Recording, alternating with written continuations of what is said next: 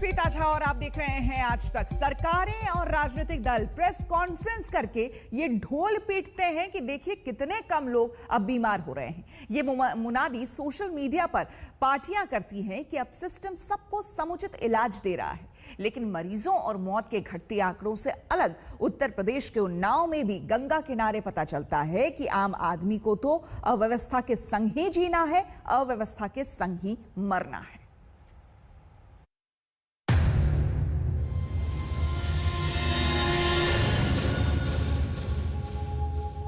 उन्नाव के बक्सर घाट में हम आपको वो दिखाते हैं जो देख करके आपका दिल दहल जाएगा।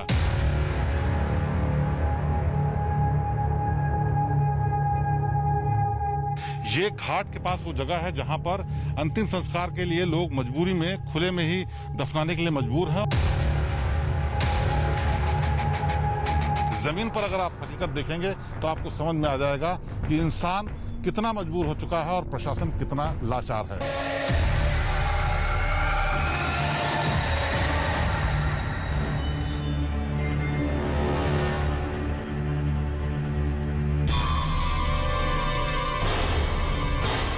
राम नामी से ढका हुआ गंगा के किनारे मिट्टी का उठा हुआ हिस्सा जो आप देख रहे हैं, कहने को तो मृत्यु निश्चित है और उसी सत्य को स्थापित करता शव दबा दिखता है, लेकिन महामारी से जिंदा बचना तो छोड़िए, मौत के बाद के अंतिम संस्कार का पूरा अधिकार भी मिल पाना सरकारी दावों में सुनिश्चित नहीं।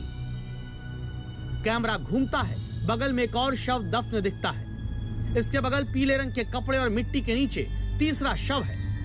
सरकारी फाइलों में महामारी से निपटने की कैद गुलाबी तैयारियों के दम तोड़ चुके होने का सच यहाँ कैमरे में दिखता है, क्योंकि उन्नाव में बक्सर घाट के किनारे अव्यवस्था का कब्रिस्तान और चौड़ा होता नजर आता है। गंगा किनारे जलाने की जगह दफन कर दिए गए शवों की संख्या बढ़ती दिखती है। जहाँ सरकारी घोषणाओं के नक्कार खाने में सच की आवाज तूती जैसी हो चुकी है, उस पर दस्तक देते हैं आज तक संवाददाता शिवेंद्र श्रीवास्तव। किसी ने सपने में भी अंदाजा नहीं लगाया होगा कि कोरोना संक्रमण की वजह से इंसान ही नहीं बल्कि उसकी संवेदनाएं, रीति रिवाज सब मजबूर हो जाएंगे और इतना मजबूर हो जाएंगे कि जो उनके धर्म में तरीका होता है वो भी नहीं अपना पाएंगे। हम इस वक्त बक्सर घाट जो कि उन्नाव जिले में है उसके किनारे हैं। वहां पर आप देख सकते हैं जहां तक नजर जाती है सिर्फ डेड बॉडीज ही दिखाई पड़ रही हैं और वो भी दाह संस्कार करके नहीं बल्कि 2-2 फीट सिर्फ जमीन में गाड़ दी गई हैं।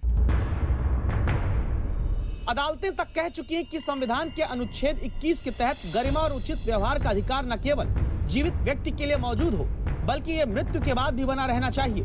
मानव शरीर का निस्तारण चाहे वो कोविड-19 से मरा हो या नहीं, चाहे दफन किया जाए या जलाया जाए, सम्मान और निष्ठा के साथ होना चाहिए। सवाल उठता है कि प्रशासन ने क्या किया, तो शिवेंद्र श्रीवास्तव गंगा के बक्सर घाट पर उन्नाव में अपने दाहिने तरफ की कहानी स्थानीय लोगों के कहे अनुसार बताते हैं।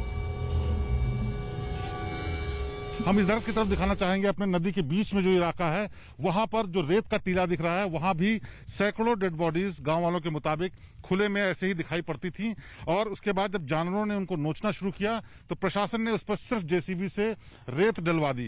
ये बहुत बड़ा सवाल प्रशासन पर भी है कि जहां एक तरफ सरकार लगातार दावा करती है कि उनके पास तमाम इंतजाम है, वहां अंतिम संस्कार के लिए लकड़ी और गड्ढे तक की व्यवस्था नहीं कर पाए और इसी का नतीजा है कि ये शिकायतें सामने आने के बाद भी यहाँ पर अभी भी तमाम सैकड़ों बॉडीज ऐसे ही अधखुली पड़ी हुई हैं।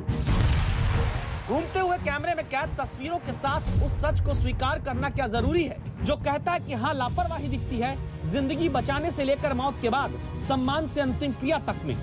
साहित्यकार लिखते हैं कि जाना हिंदी की सबसे खतरनाक क्रिया होती है, लेकिन जनता को भूल जाना अब महामारी के दौर की सबसे खतरनाक सरकारी क्रिया बन चुकी है, जहाँ शव जलाए जाने की जगह दबाए जाने लगे और जहाँ मृत शरीर जानवरों के बीच पड़े।